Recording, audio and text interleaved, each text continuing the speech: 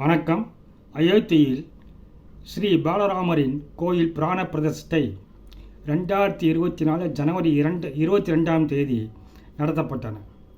நேற்று ஏப்ரல் 17ஆம் தேதியன்று ஸ்ரீ ராமபிரான் அவதரித்த ஸ்ரீ ராமநவமி நன்னாளில் அயோத்தியிலுள்ள ஸ்ரீராமரின் திருநெற்றியில் சூரிய ஒளி மூலம் திலகமானது நெற்றியில் ஒளிர வைக்கப்பட்டது.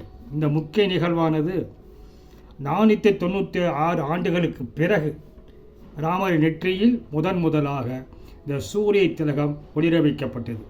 காரணம் என்னவென்றால், ஸ்ரீராமன் இஸ்வாகு மன்னன் வம்சத்தில் வந்தவன். இஸ்வாகு வம்சமானது சூரிய குல தோன்றலாகும்.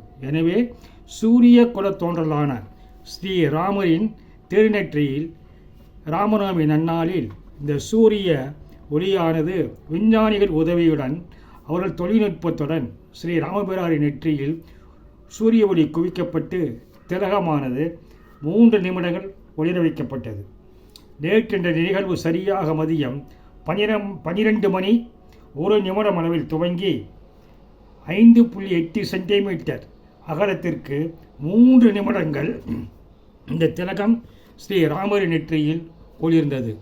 அதாவது மெய்ஞானத்தால் உணரப்பட்ட ஸ்ரீ ராமரானது மெய்ஞானமும் இங்கு விஞ்ஞானமும் இணைந்து எப்படி இந்த அற்புதமான நிகழ்வை நிகழ்த்தி காட்டினர் என்பது தொழில்நுட்பத்தை மிகவும் துல்லியமாக பயன்படுத்தி அந்த திலகமானது ஸ்ரீராமரிய திருநெற்றியில் ஒளிர வைக்கப்பட்டது. இதற்காக ஆப்டோ மெக்கானிக்கல் சிஸ்டம் என்ற முறையானது பயன்படுத்தப்பட்டு சூரிய ஒளியானது ஒரே இடத்தில் குவிக்கப்படும் வகையில் துல்லியமாக திலகமானது இடப்பட்டுள்ளது.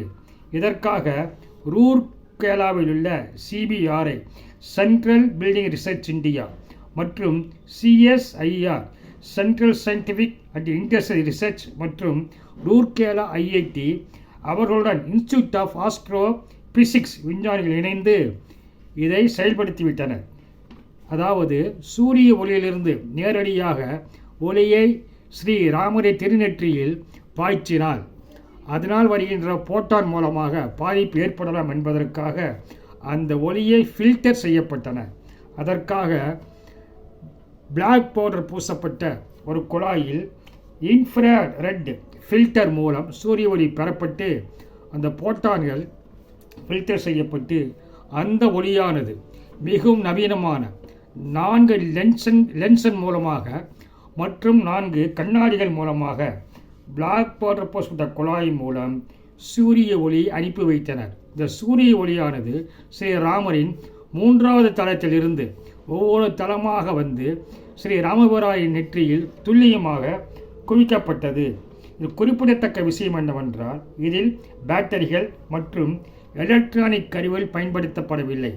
மனித சக்திகள் மூலமாக இவை இயக்கப்பட்டதால் வரும் காலங்களில் காலத்திற்கேற்ப சிறிது மாற்றம் செய்யப்பட்டு தொடர்ந்து ராமபிரான் அவதரித்த ராமநவமி நன்னாளில் இந்த திலகமானது ஸ்ரீராமரின் நெற்றியில் குவிக்கப்பட்டு ஒளிர வைக்கப்படும். இப்படி பல ஆண்டுகளுக்கு இதை பயன்படுத்த முடியும். இது மட்டுமல்லாமல் நமது பாரத தேசத்தில் பல்வேறு கோயில்களில் சூரிய ஒளியானது கற்பக்கிரகத்தில் உள்ள மூலவர் மீது படும் வகையில் பல்வேறு கட்டடங்கள் கட்டமைக்கப்பட்டுள்ளன. அதில் 1000 ஆண்டுகள் பழமையான கோயில்களும் இருக்கின்றன. ஒரிசாவில் கொனார்க்கில் உள்ள சூரியன் கோவில் மற்றும் தமிழகத்தில் உள்ள சூரியனார் கோவில். இதை தவிர மத்திய பிரதேசத்தில் பாலாஜி சூர்யா கோயில், குஜராத்தில் ஜெயின் கோயில், மகாராஷ்டிராவில் மகாலட்சுமி கோயில், ஆந்திராவில் நாராயணசாமி கோயில், கர்நாடகாவில் கங்கேஸ்வர கோயில் போன்ற கோயில்களில் குறிப்பிட்ட நாளில் கற்பக்கிரகத்தில் உள்ள மூலவர் மீது சூரிய ஒளி படும் வகையில் அந்த கட்டடங்கள் வடிவமைக்கப்பட்டுள்ளன. அயோத்தியில் இனிமேல் ஒவ்வொரு ராமநவமி நன்னாளிலும் ராமன் அவதரித்த நாளில் சூரிய ஒளிகள் குவிக்கப்பட்டு திலகமாக ஒளிரச் செய்ய இங்கே விஞ்ஞானமும் மெய்ஞானமும் இணைந்துள்ளன குறிப்பிடத்தக்கது.